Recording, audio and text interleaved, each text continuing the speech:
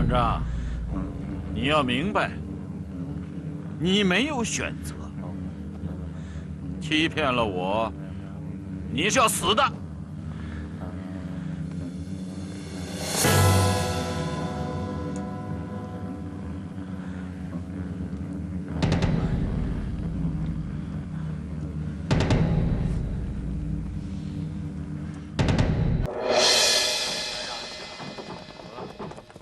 哎，你们哪里来的？包里是什么？打开看看。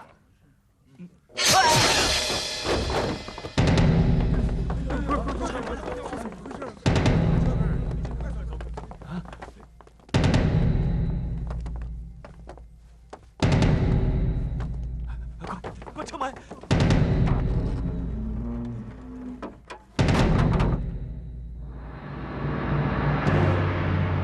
你们是什么人？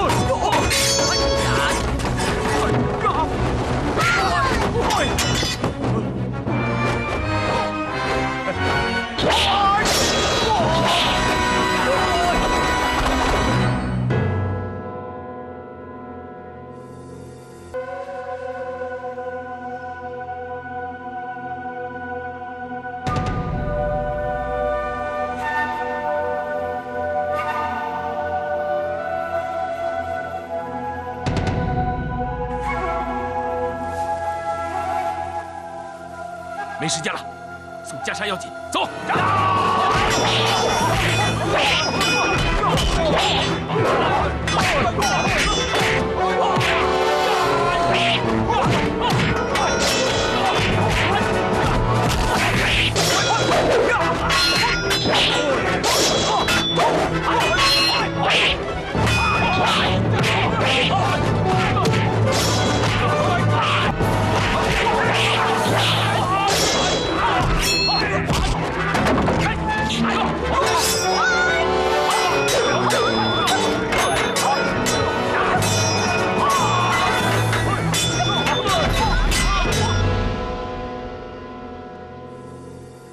皇上，看起来他是在欺骗皇上。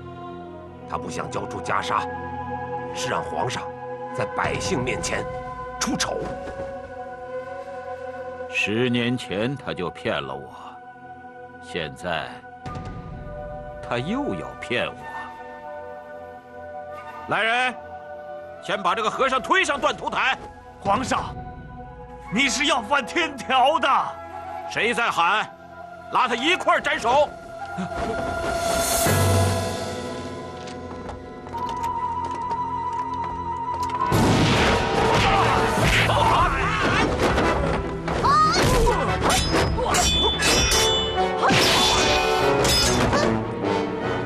还快走！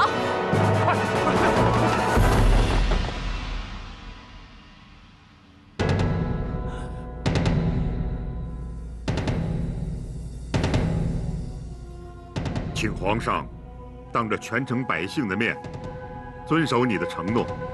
你的承诺呢？啊，那件宝物袈裟呢？如果你还不能回答的话，我就只好……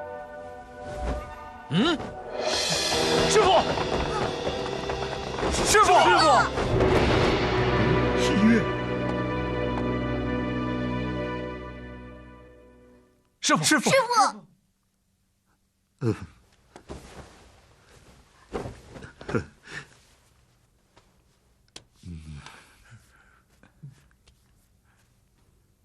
袈裟带来了吗？带来了。打开。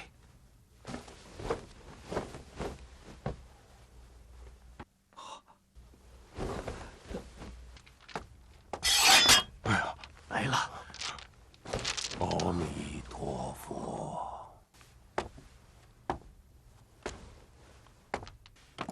王爷，我们何时动手？不急不急，先让他们去斗个痛快。只要他们痛快了，我才好辅佐皇上，照顾天下。明白了，王爷。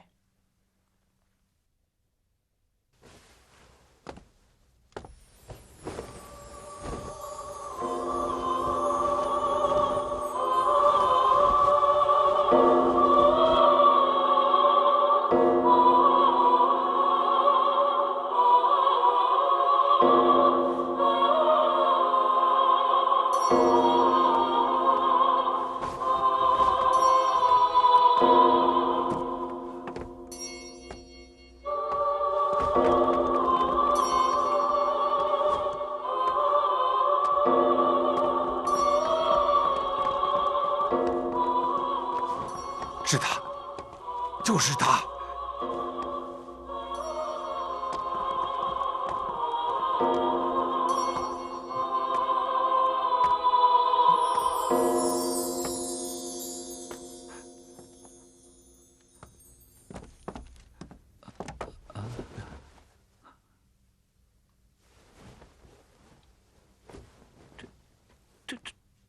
这就是一件再普通不过陈旧的袈裟而已啊！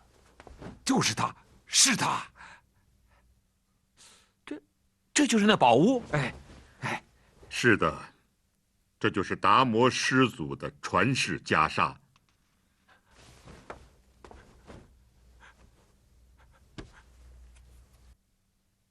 是他，是他，就是他。给朕拿上来，让朕穿上试试。他真能像你说的那般神奇，能具有神力啊！快呀！达摩袈裟的神力在心中，只有心中有佛，才能够感受到它的神力。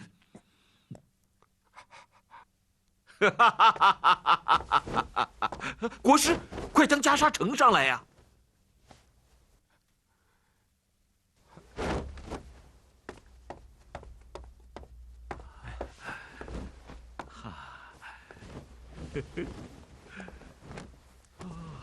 一个双手沾满臣民鲜血的人，披上袈裟，只会作茧自缚，遭到报应。国师，你说朕穿还是不穿？穿，当然穿了。那要真像和尚说的那样遭了报应怎么办？不，皇上还是不要穿了。不穿的话，我费了那么大劲儿弄来干什么？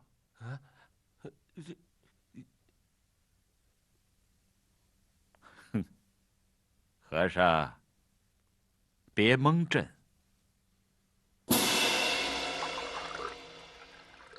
朕不信你那套，朕相信，穿上它，一定会飞起来。国师，来，给朕披上。是。啊！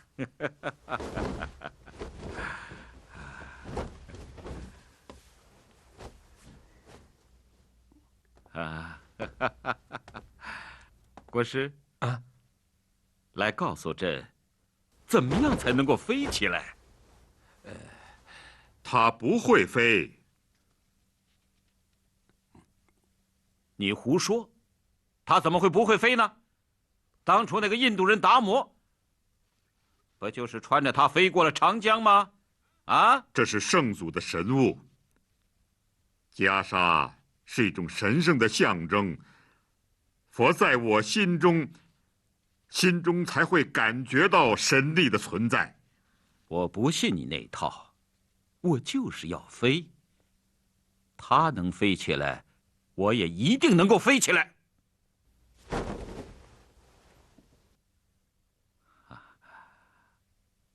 啊！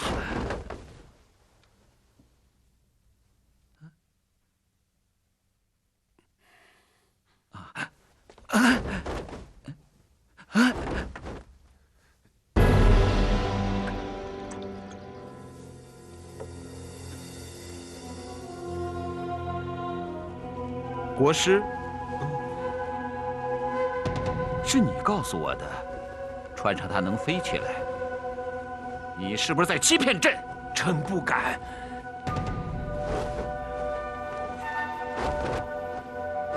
国师，你给我穿上，我看看你能不能飞起来，你能不能有神力。如果你欺骗朕的话，下场你是知道的。臣知道。皇上息怒。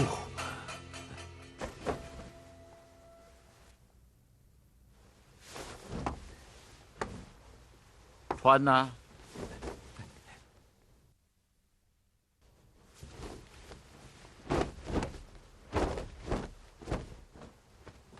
飞呀！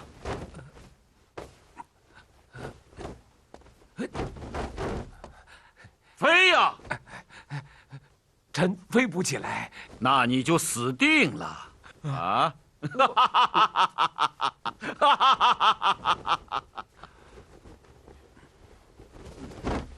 来人！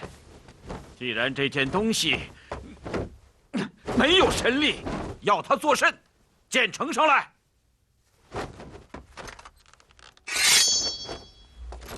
我要把它砍成碎片！皇上，保护袈裟！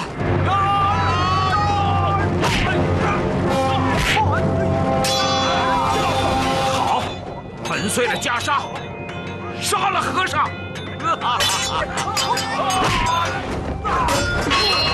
啊！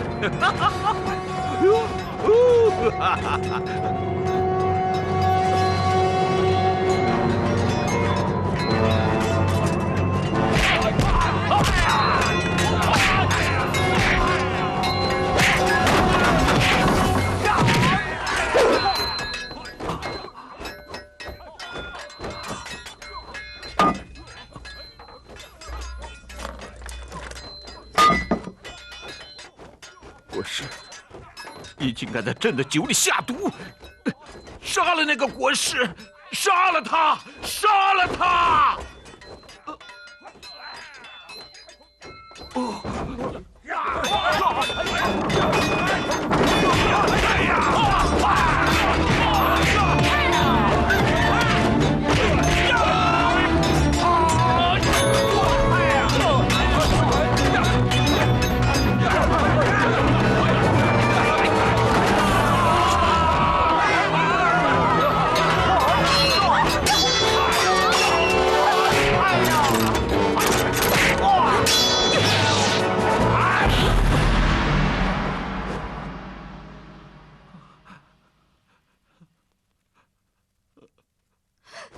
住手！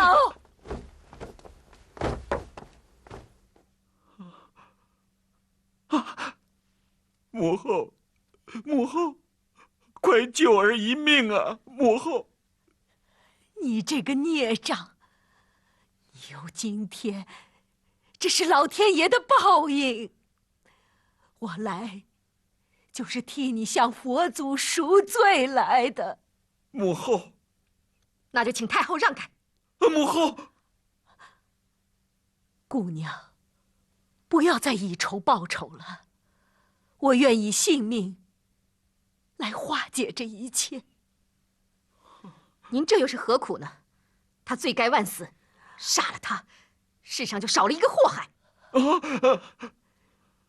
是的，对天下来说，他是一个祸害。可对我来说，他再坏，再被人唾弃，他也是我的儿子。母亲，母亲，我知道，救一个不该救的人，比放弃这个人更痛苦。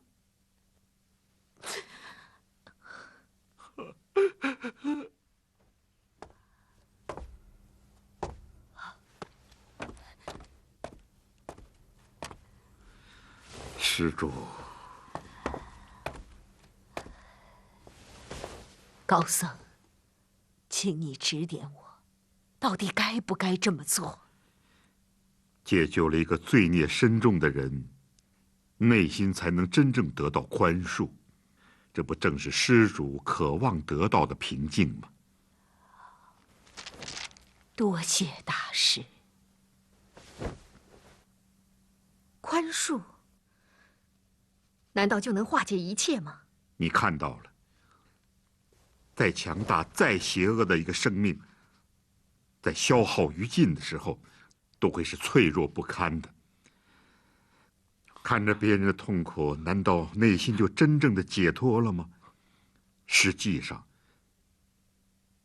别人给你的痛苦，不及自己给自己的痛苦。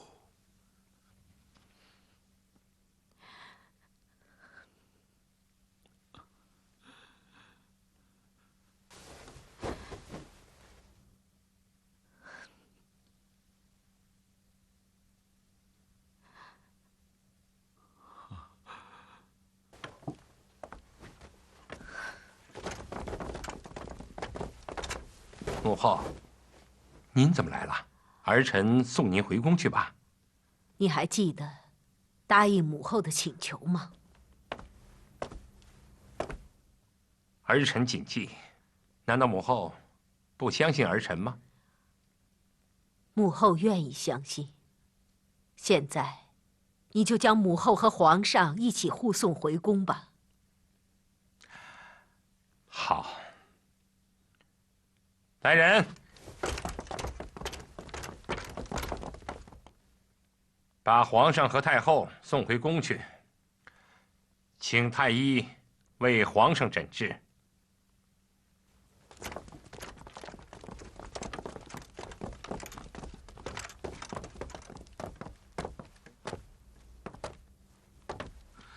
阿弥陀佛。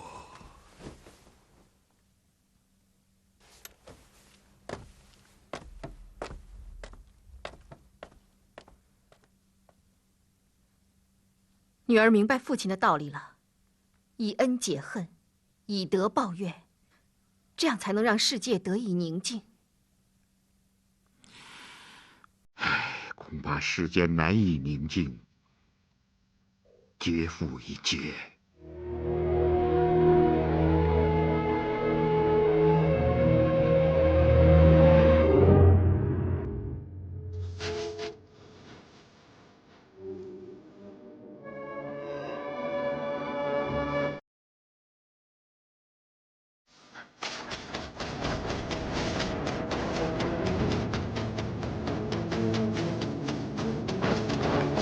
走，快点！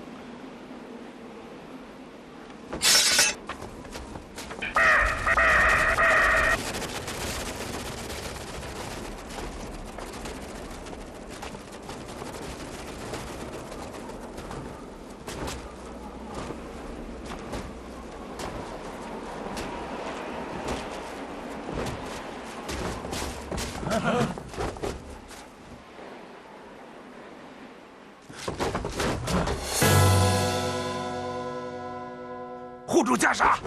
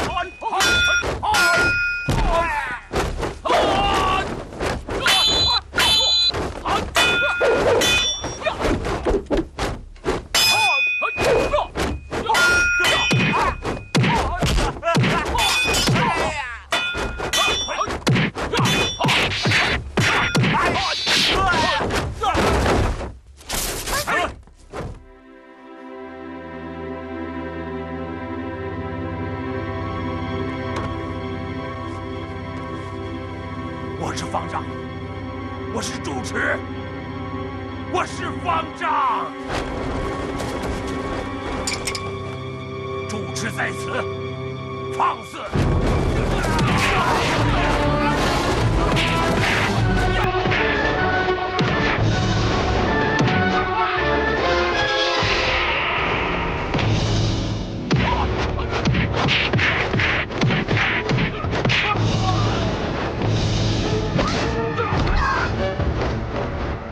我是嵩山少林寺的主持，我是方丈。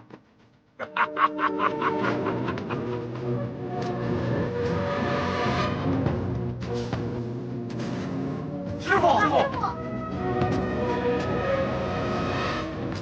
师弟，还不快来拜见本住持？道行，执迷不悟，竟是一条不归之路啊！弟子们心中无佛，克敌不胜。佛在心中，天下无敌。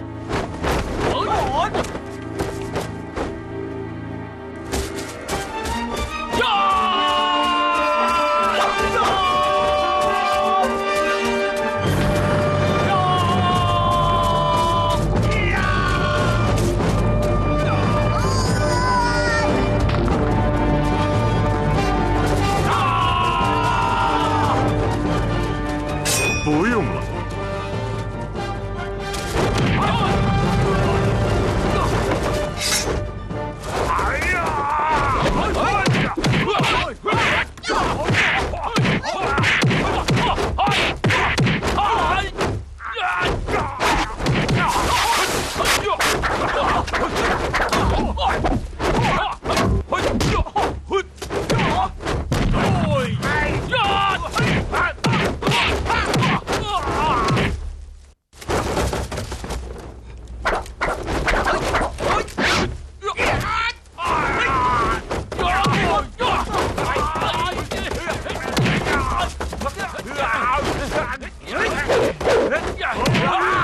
五弟，解袈裟！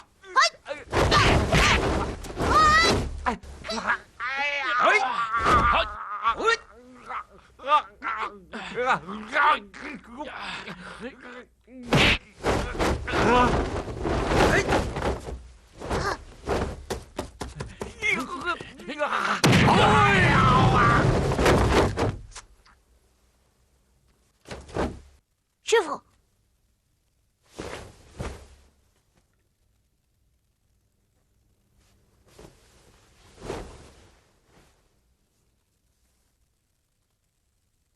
袈裟，我的袈裟，把袈裟还给我，把袈裟还给我，我的袈裟。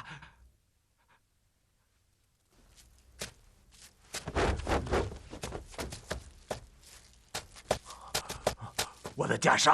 道恒，袈裟是禅宗精神的传递，只有心中有佛，袈裟才会显示出它的神力。啊！我不要，我不要，假的！你骗我，你骗我！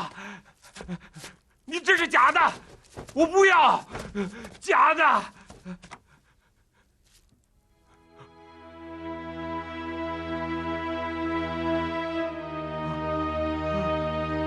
袈裟，我看到真的袈裟了，袈裟！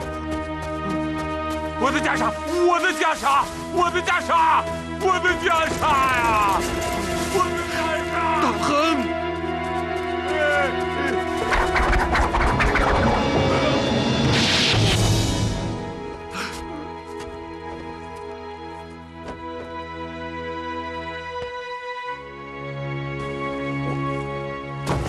我的袈裟。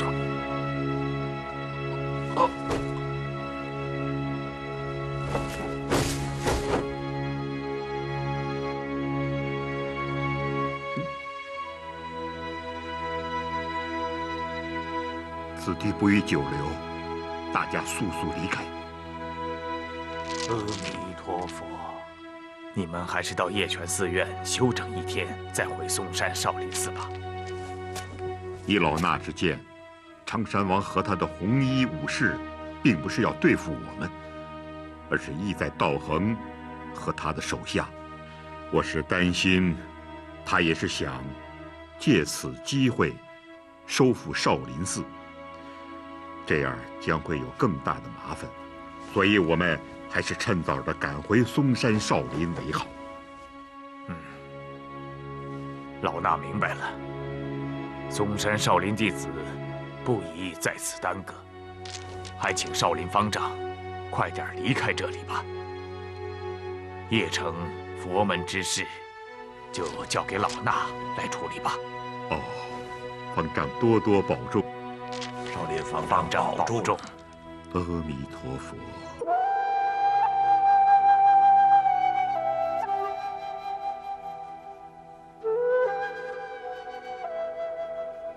千里之行，始于足下。好，千里之堤，溃于蚁穴。好，功夫的大境界，在于下大功夫。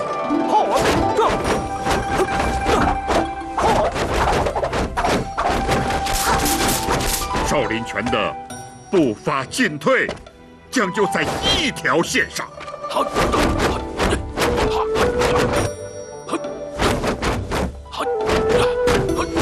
身段拳式，不求外表的美观，而求积极实用。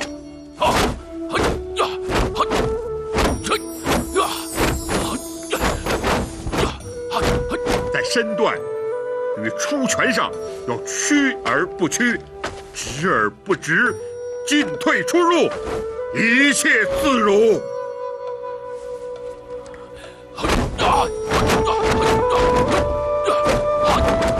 演法要讲究以目度目，以审敌势。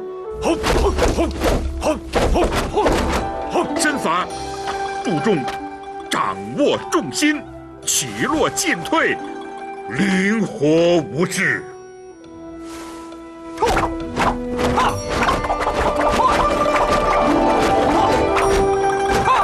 动如涛，有如大海之波涛，滔滔滚滚。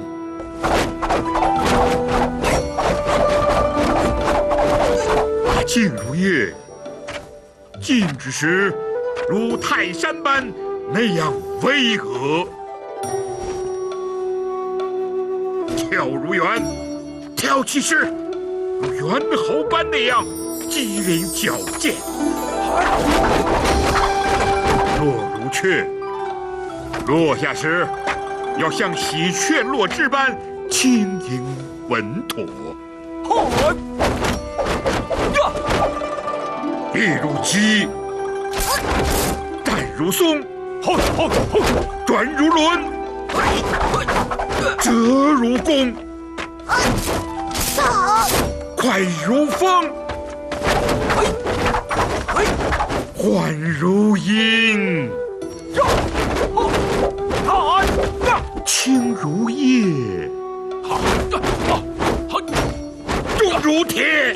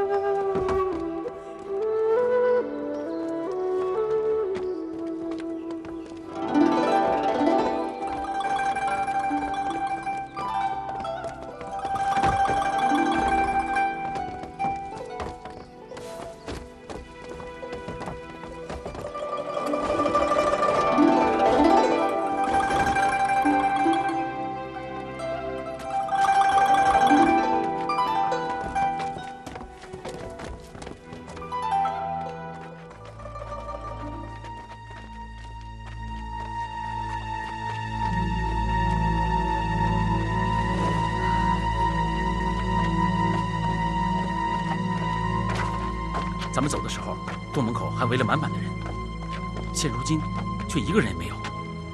他们该不是回去了吧？果真如此，他们真是迷途知返啊！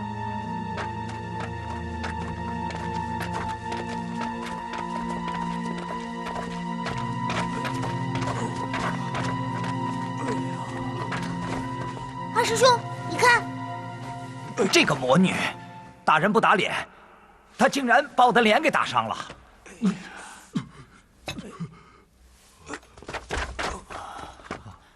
几位前辈，这是怎么回事？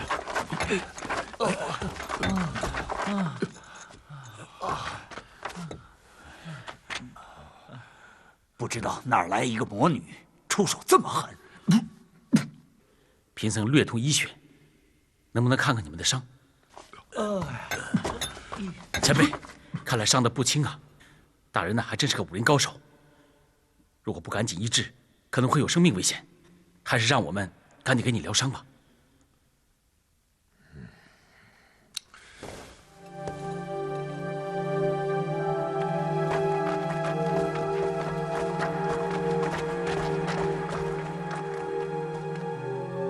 我知道你们会回来的，要不你们就不是少林弟子。你们要先过第一关，看看你们面前是一个什么字。字哪儿字？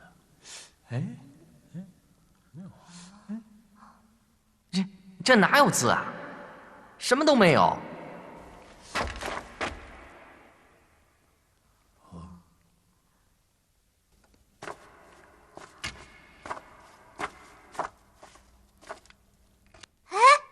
我知道了，这是个空字。没错，世间万物皆一空字，只有空，才能容下世间万物，才能练出至高的功夫。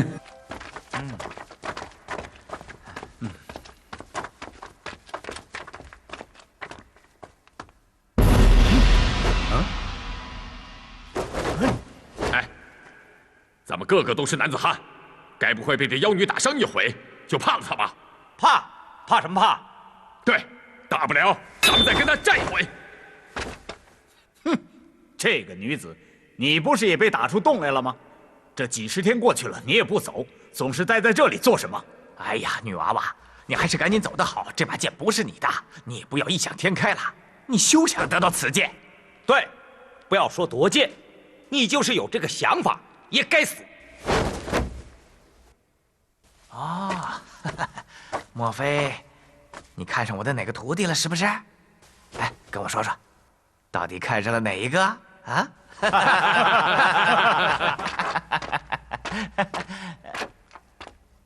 哎，山羊胡子，我说，你就乖乖的在几十丈外等着，等那几个和尚被丢出来的时候，你把他们接住就是了。你们等着瞧吧，这把菩提剑就是我徒弟的，这一点我还是有眼力的。这把菩提剑是我的，是我的，是我的，是我的，是我的！我。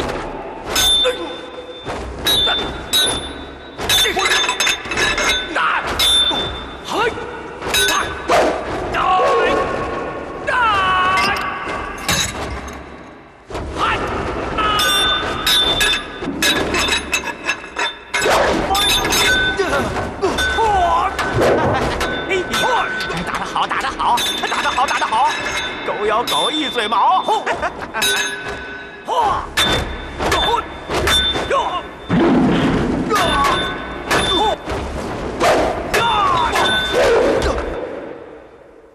剑是我的，宝剑是我的。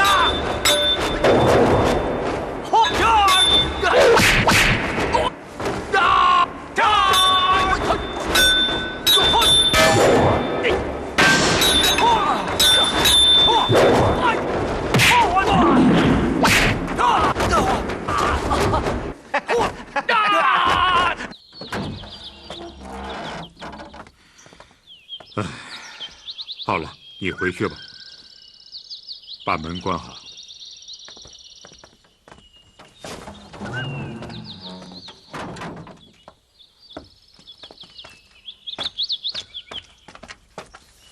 哦，师傅小娥姑娘。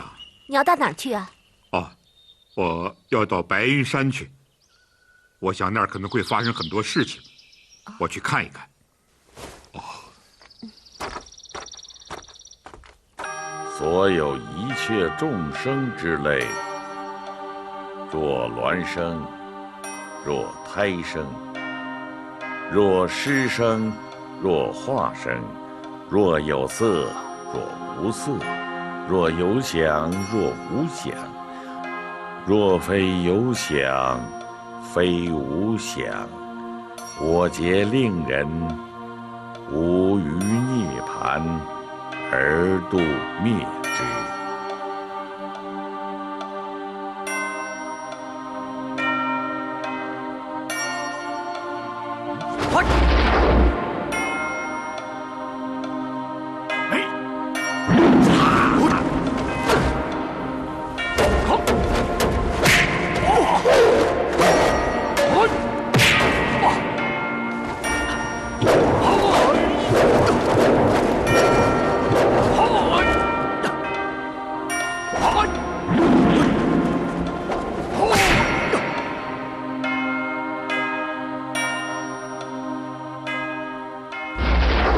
佛告须菩提：莫作是说，如来灭后，后500岁。有持戒修福者，于此章句，能生信心。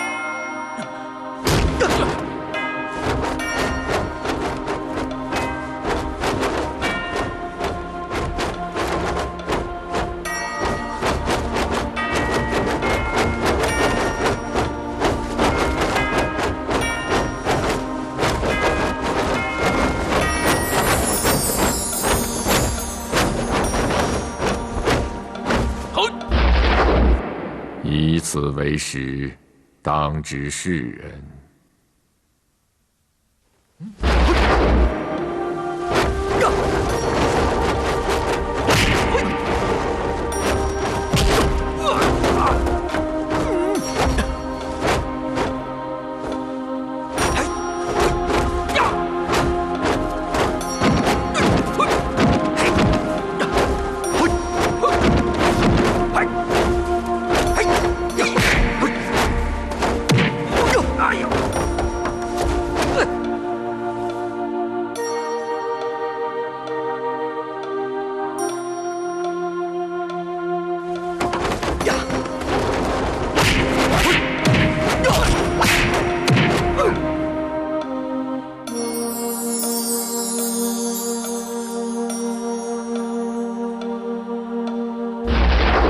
不与一佛，二佛。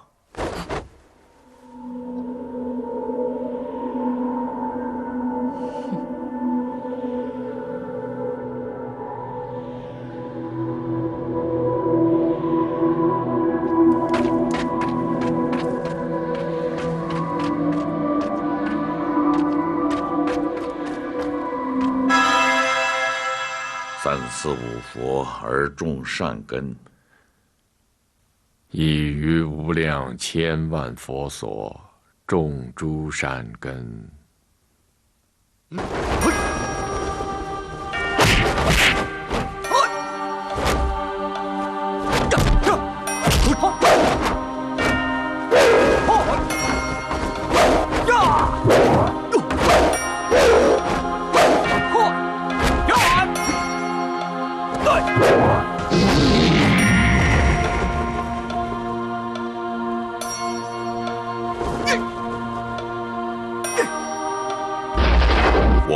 常在心中。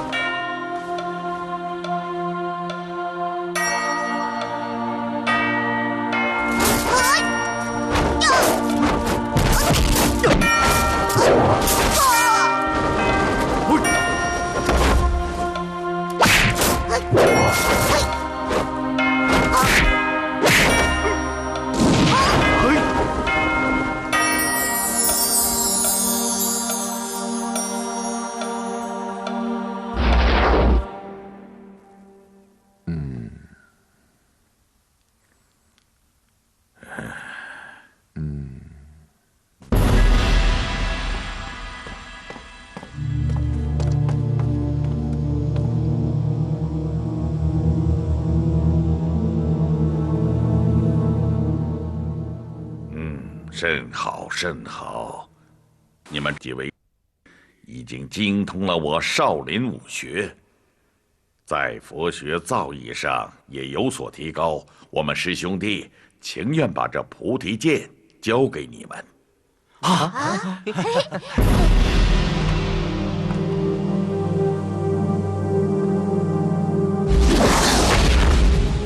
嗯，有人投剑。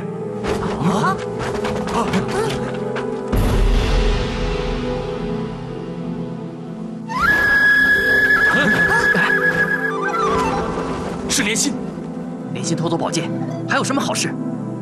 非抓着他不可，要不然天下人还不被他杀光了。他跑得不见踪影了，追，走！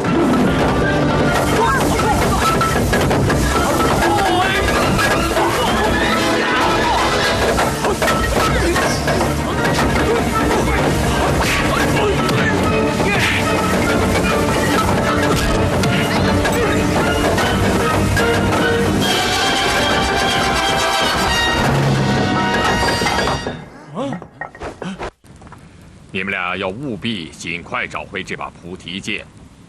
要你们找回菩提剑，并非它是达摩生前所拥有的物品，而是因为这把剑落入江湖，将会引起一片厮杀。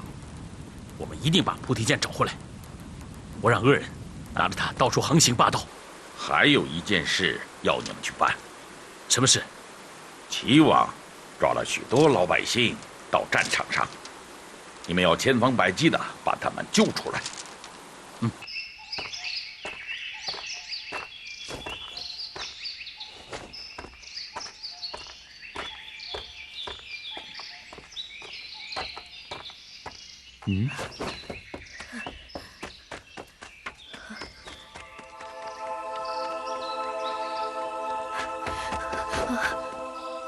西月，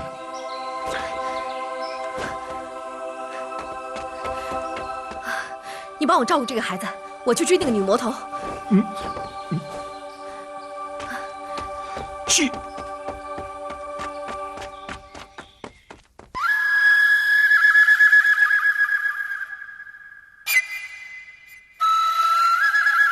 妖女，你想干什么？快把孩子交给我！放过孩子，我就饶了你。我绝对不会放过他！你太凶残了！我要把他杀掉，要不然他长大以后会来找我，还会来杀我。我告诉你，我已经拥有了菩提剑，我就是武林霸主。我要把我的仇人都杀掉，把他们的后代也都杀掉。我要斩草除根。多少年了，我都在仇人的刀锋下活着，我快活不下去了。我要把他们都杀了，我要像平常人一样活下去。快，把那孩子交给我！他的父母都被你杀了，我不会让你再杀他。要不我会用这把剑要了你的命，我会用生命保护他。我就是这么长大的。那我就把你一起都杀掉。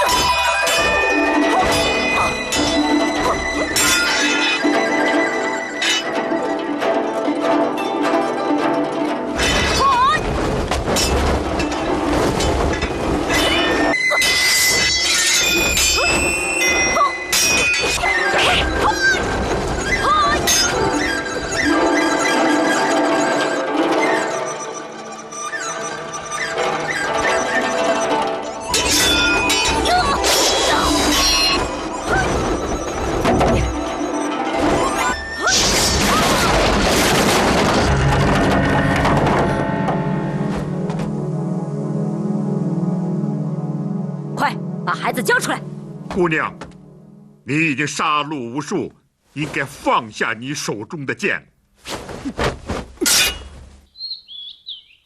老和尚，我就是武林霸主。姑娘，何为武林霸主？我手中有菩提剑。剑只是一种器械，重要的在于使用它的人。你现在唯一能够自救的办法，就是放下你手中的剑，回头是岸。方丈，难道你也想要这把菩提剑？不，我想把它变成一片泥土。那样的话，这天下就太平了。哼，让我交出剑可以，你得让他把孩子交出来。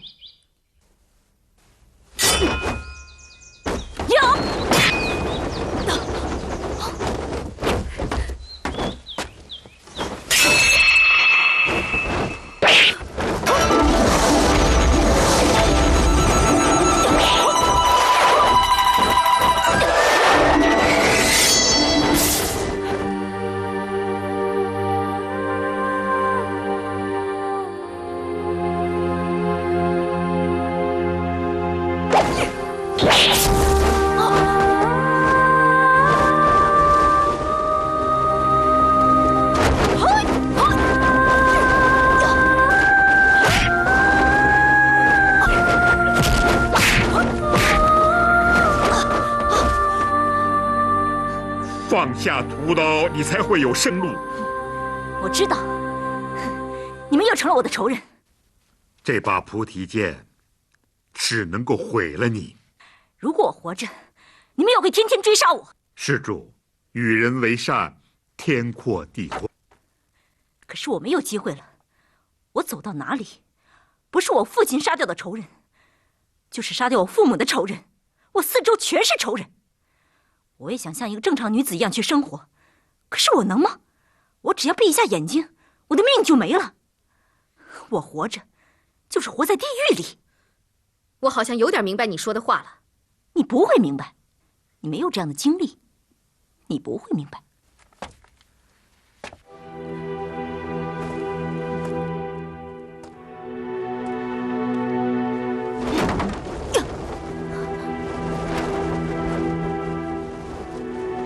姑娘，父亲，如果我继续沿着我的路走下去，会不会也像他一样？你不会。父亲，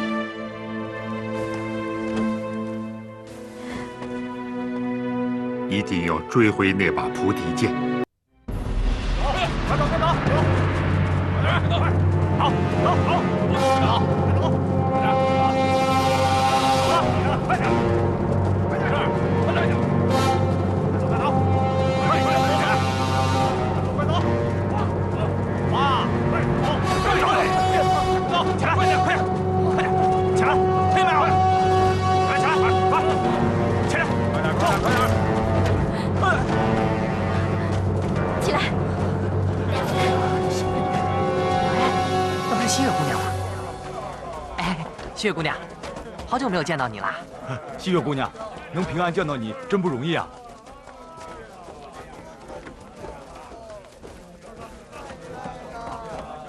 抓了那么多百姓要干什么？这些天来，他们一直在抓人，我也不知道他们要干什么，但是我敢肯定，这里面肯定有阴谋。西月姑娘，你怎么到这儿来了？菩提剑在莲溪手里，你见到他了？我追到这里，他失踪了。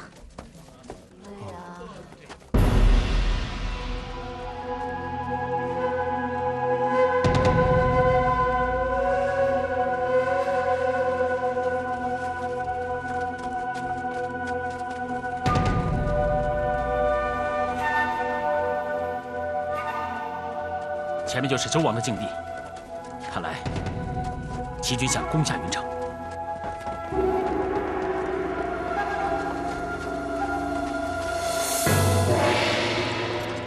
将军，齐王军队3万士兵围了过来。很好，我大周也该有胜利的时候了。可他们的军队比咱们的人足足多了1倍，多1倍又如何？今日云城一战，我在皇上面前已经经立下了军令状，要把敌人消灭在这城楼之下。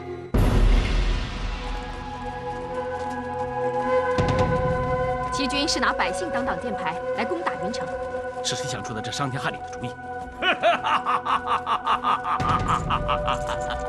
就是他，齐大将军王翦。将军，这次咱们是必胜无疑了。这些年禹州交战，哪一次不是打他妈屁滚尿流？可这一次是骠骑大将军杨坚守城啊！一个杨坚，又奈我何？在本将军看来，不过是个摆设罢了。喊话！是。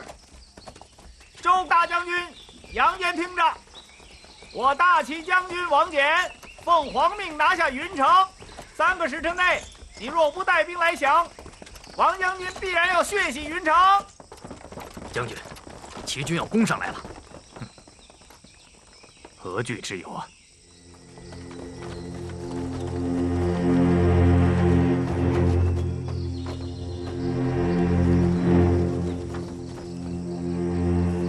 怎么回事？前面这些人不是士兵，小的不知，齐王为何派老百姓来攻打云城？快走！哎呀，真是！齐王的士兵竟然在百姓之后。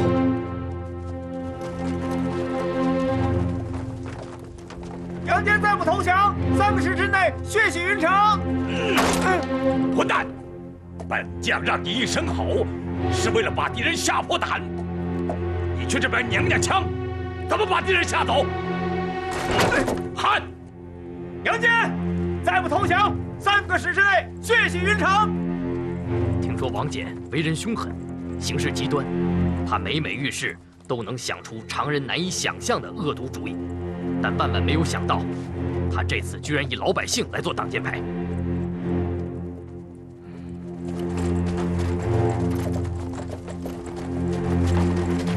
杨将军，齐王的士兵离城楼越来越近了，请将军下令放箭。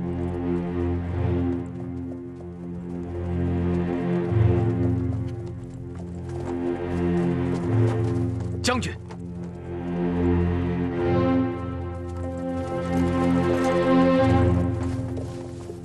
二师兄，赶紧出手救人吧！百姓们夹在虎狼之间，更没有活路了。你们往四周看看，眼下士兵包围重重，无论咱们带着百姓往哪个方向走，都会死于乱枪之下。怎么办？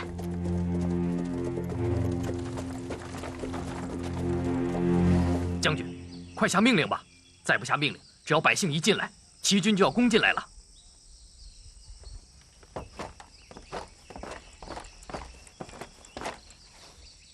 王翦，如虎狼啊！将军，王翦就知道您有慈善之心，才想出如此的虎狼之举，你不能被他们要挟住啊！功夫也有用不上的地方，道行也有使不出来的时候。此时，只要稍微有些动静，齐王的士兵就会不顾一切的杀害百姓。我跟他们拼了！他们放出来的箭，能接的接，能挡的就挡，也不要躲。师兄，记住，趁乱的时候，赶快让百姓逃。我不入地狱，谁入地狱？愿所有的箭都落在我身上吧。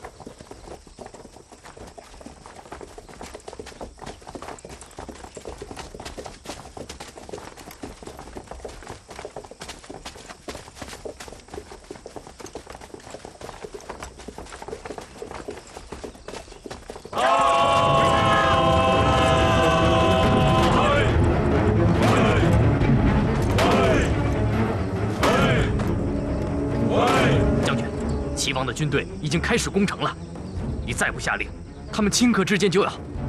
你已经给皇上立下军令状了。听我的命令，准备！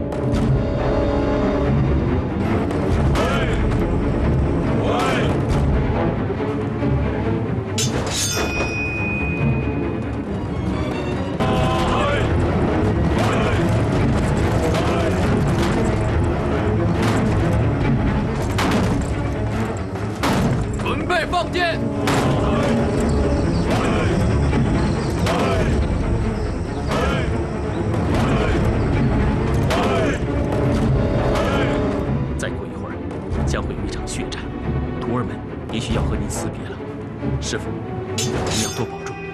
徒弟恐怕很快就要无常了，但是师傅不要伤心，徒弟很快就会轮回转世，再做你的徒弟。我第一句学会的话就是师傅。我害怕的时候，做噩梦的时候，常常会拉住你的手。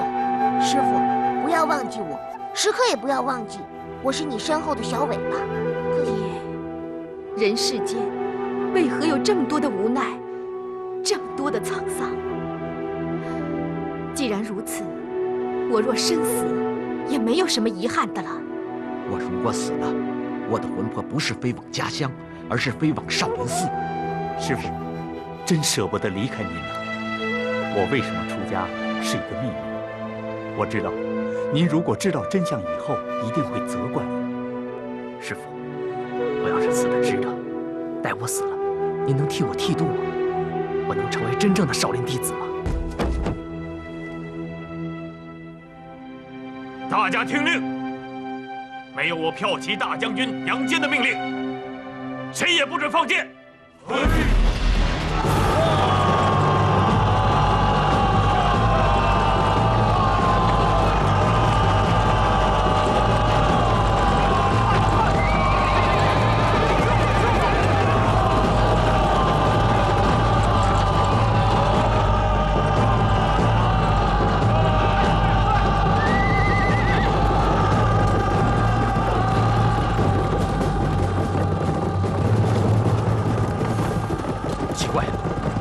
士兵为何不放箭？城内怎么一个杨坚的士兵也没有？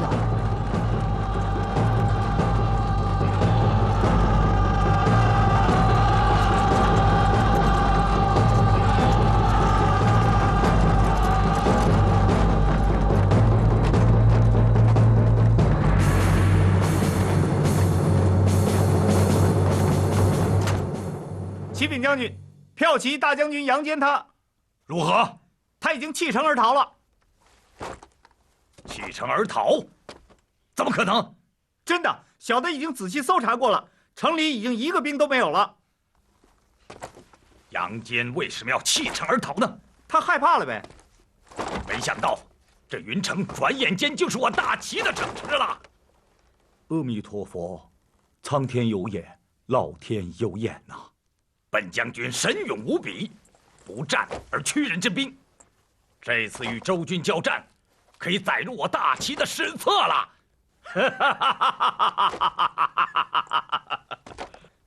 将军，这些百姓怎么办？传本将令，把百姓都给我关在云城城内，好好看守。是。打仗，比的就是谁比谁血腥。这次云城之战。杨坚就是被本将军的血腥吓走的。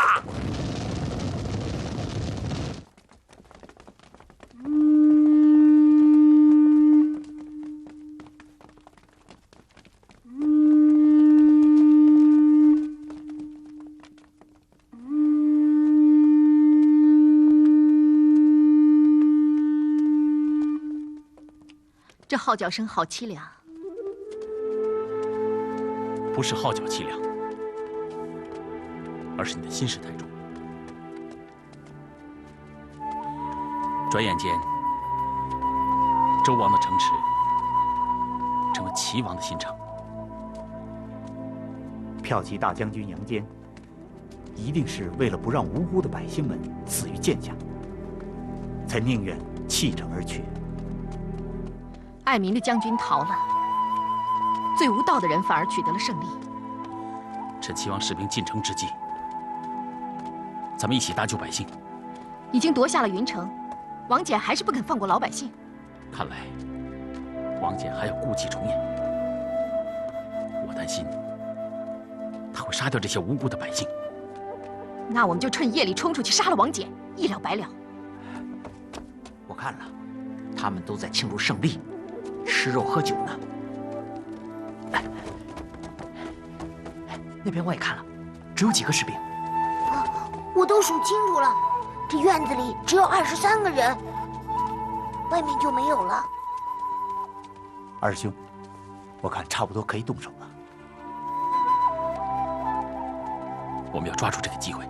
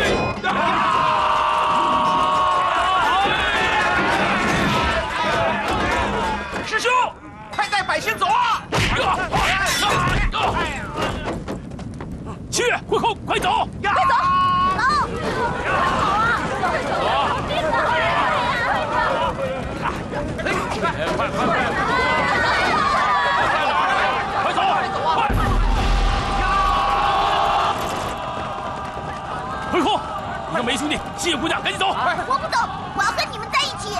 这个时候我也不能走啊！梅兄弟，带北去桃李湖口也是任务啊，赶紧走啊！走啊！走啊！走啊！走！快走！快走！快走啊！快走啊！赶紧走！快走！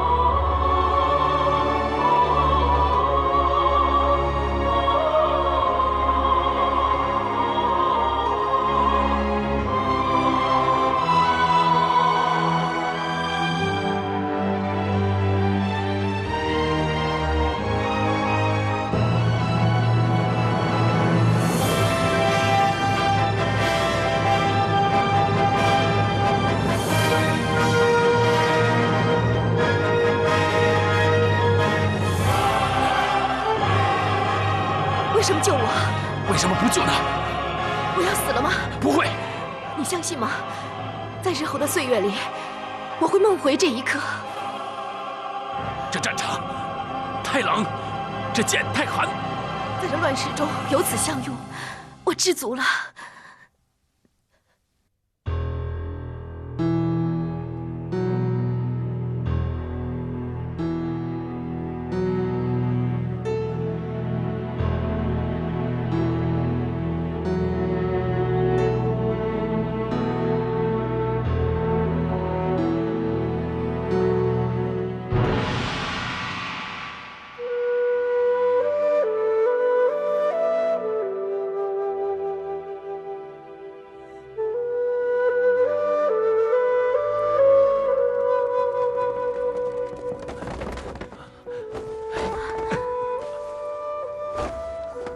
3年4列，照顾西岳。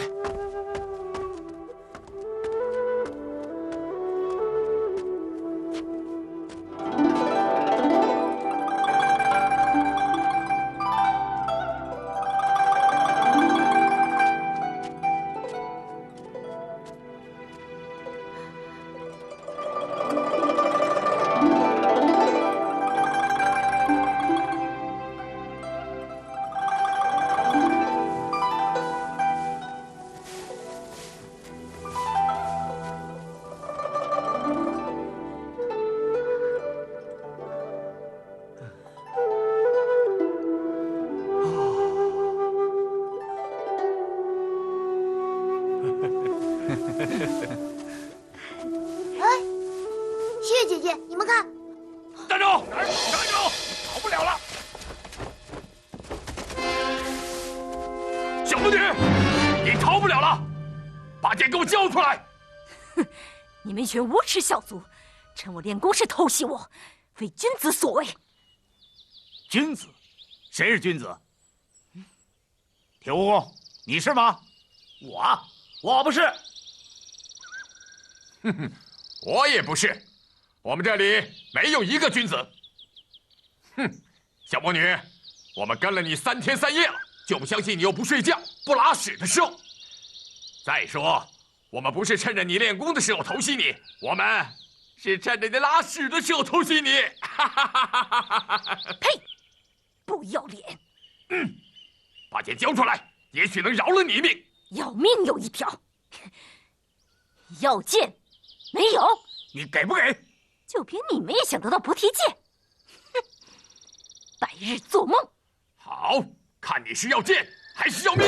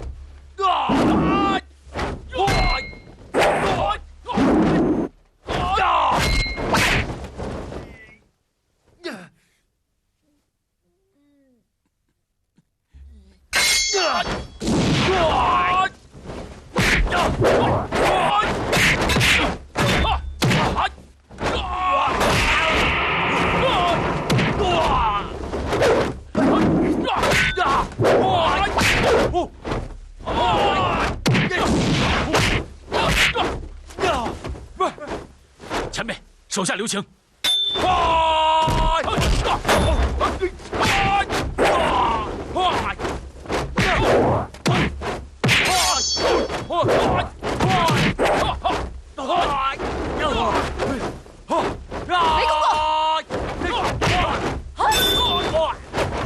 雷公公，黄土埋到脖子上了，你还是这么爱犯急？牡丹夜叉，好久不见了，你怎么和他们在一起？你管得着吗？哎呀，徒弟们，你们可回来了！你这些日子你们都到哪儿去了呀？啊！几位前辈承让，请容贫僧问莲心姑娘几句话。他们要找小魔女问话，行吗？不行，他们肯定是问菩提剑的下落，咱们抓到的，凭什么他们来问？雷大哥，你听我说，我的徒弟们都是武学奇才，都是自己人。雷大哥，你让他们问问也无妨嘛。他们也许能问出菩提剑的下落，咱们在旁边听着，知道了剑的下落，咱们好去夺。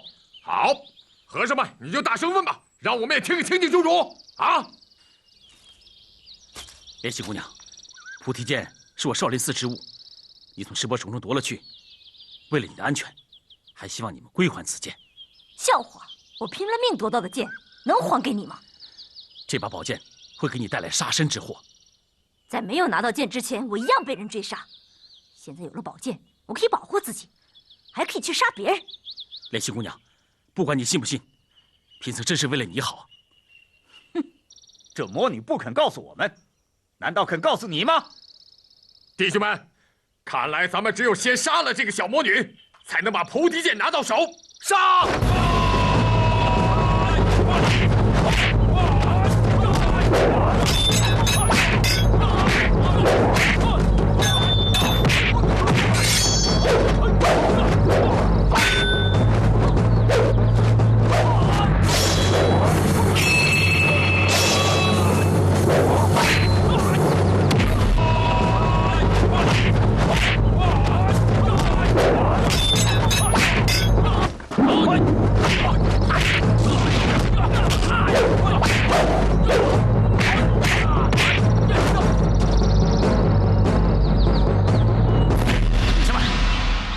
雷姑姑，莲溪姑娘已经受伤，请不要再下重手了。你管不着。菩提剑再重要，难道能比得过人的性命吗？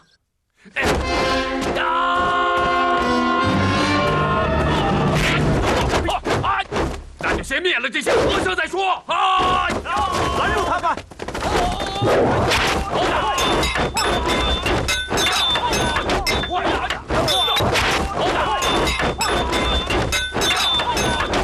别打了，都是自己人，都是自己人，别打了！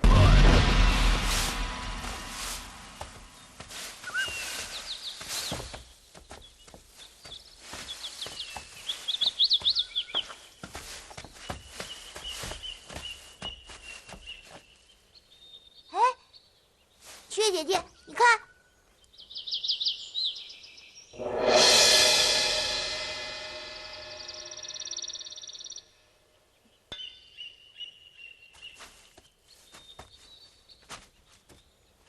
慧空，你看，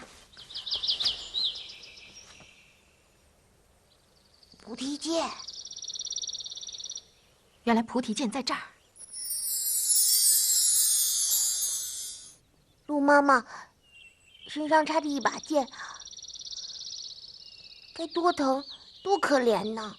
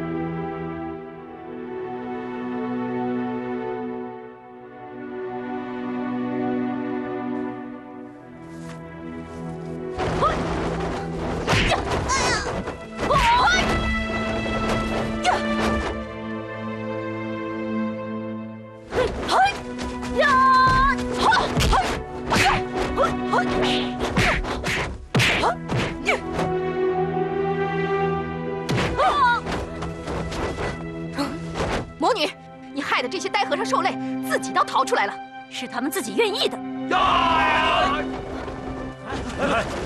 菩提剑，是菩提剑，是真的。不能动！魔女，你已经受了伤，还想使什么诡计？谁要动了这把剑，这宝剑就会变成一把废剑。这个魔女又在骗人。这把剑是我插在母鹿的身上的。我得到这件宝物以后，发现它并没有想象的那么神奇。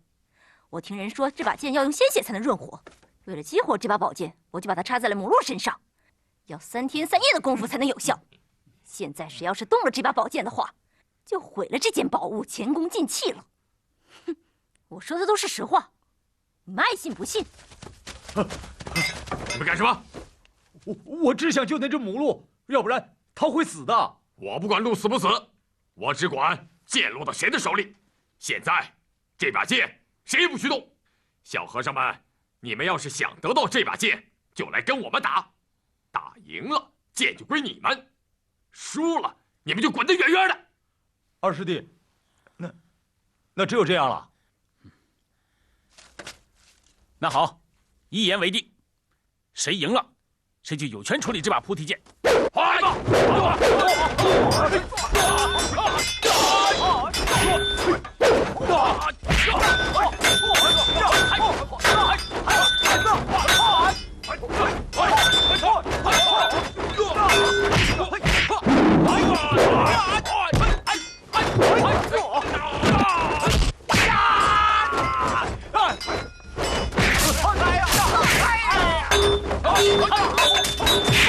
兄，他们什么招都用了，这样下去只能挨打。这样打下去，母鹿就死了。雷公公、铁蜈蚣、红信子，你们这3个老妖精，听我说，现在早已分出胜负了，你们还打什么？你说什么？少林寺的和尚赢了。你胡说！你们用了12分的力，什么招式、什么见不得人的暗器都用上了，而他们只用了3分就对付了你们。这把宝剑应该归少林寺的和尚。不行，我们又没说过打到什么时候为止。我看打他3天3夜，谁要是撑不住了，算输。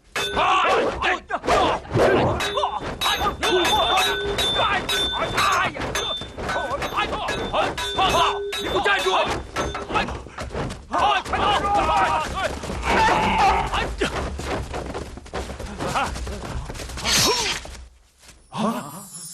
大师兄！大师兄！大师兄！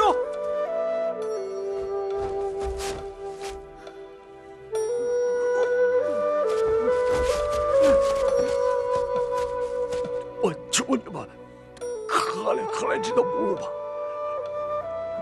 那剑插在他的身上，他会死的。我把剑插在我身上，来为这把剑，还不行吗？大师兄，快把剑拔出来，我给你上药。现在没有分出胜负来，把剑拔出来，你们还会打个不停。前辈们，你们不要再打了。要是再打下去，我绝不把剑拔出来。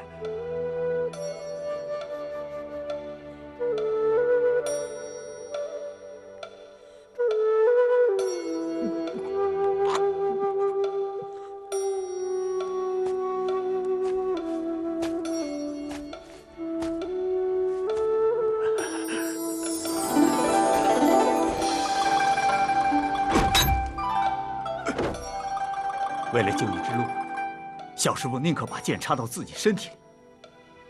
这种行为，让我们自愧不如。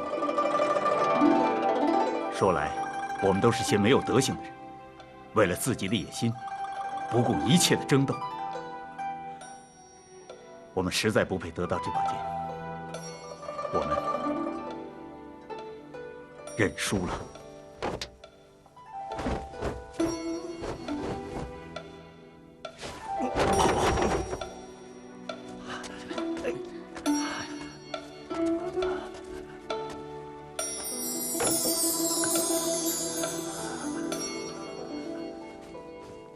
大师兄，你真傻！你为了要救那只鹿，也不至于把剑插到自己身上啊！这不打了，我就满足了。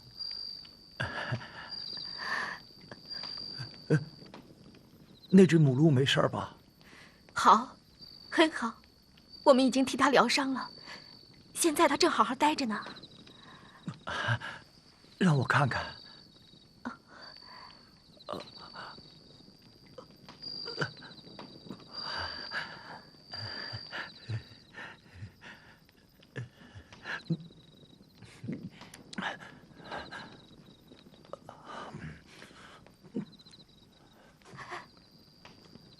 这是我一生当中做的最有益的事情，救了一条生灵的性命，还给了他们天伦之乐。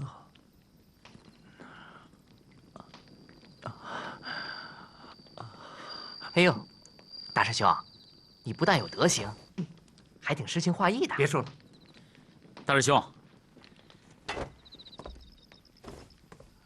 因为你，这把剑终于回到咱们手里了。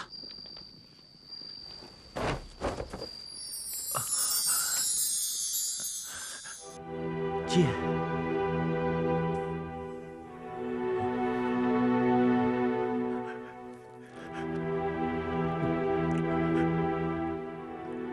这回咱们终于如愿以偿了。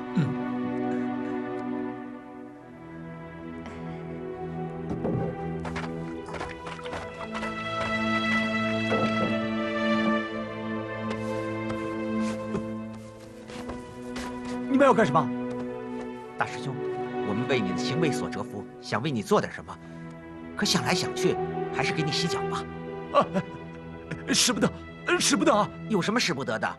你老照顾我们，咱们兄弟照顾你，怎么了？别动！哎呦，乖乖！哎呦，别动！真臭！大师兄，我不嫌你臭。哎呀，哎呦，我，哎呀，哎，不要擦了，快给我穿上，快给我穿上！高僧，得道高僧啊！前辈，你这是做什么？快请起，快请起啊！哎，我这个人百无一失，可有一点，我的眼睛可不拙，我早就看出来了，你们几个非同凡响，非同凡响啊！今天果然证实了，感动，真是感动啊！不敢当，不敢当。快去啊！还有你雷公公不敢的事。就是啊，快去啊！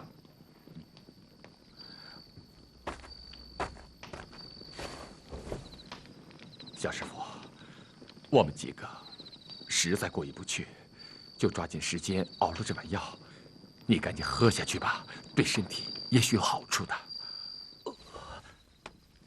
谢谢，谢谢啊！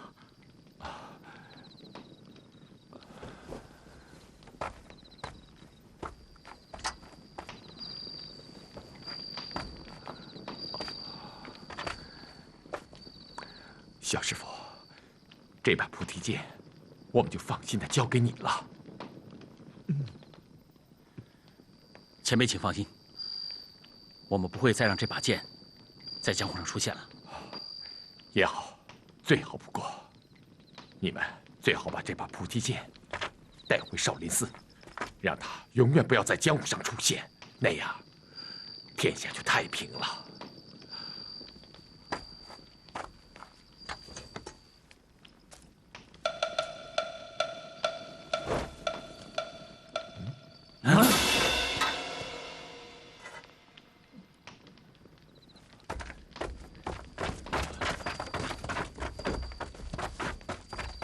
你受死吧！前辈，恩怨最终要结束了，请你饶恕莲心姑娘吧。这个魔女练得一身邪功，这个时候不除掉她，恐怕日后咱们的日子也不好过。前辈饶恕莲心姑娘，我想，莲心姑娘也不会知恩不报的。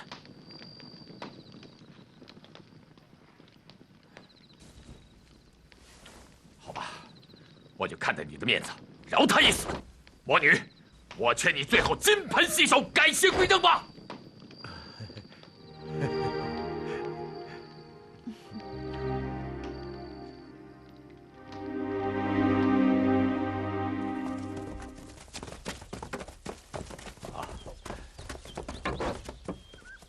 小师傅，此行能够认识你们，也算不虚此行。否则的话，我们兄弟几个恐怕一辈子都要白白守在白云洞外了。现在，我们也该去做一些我们自己想做的事情了。不知诸位前辈要去哪儿，做些什么？哎，在白云洞外守了这么多年，现在该做什么？我们兄弟几个是迷茫的很呐。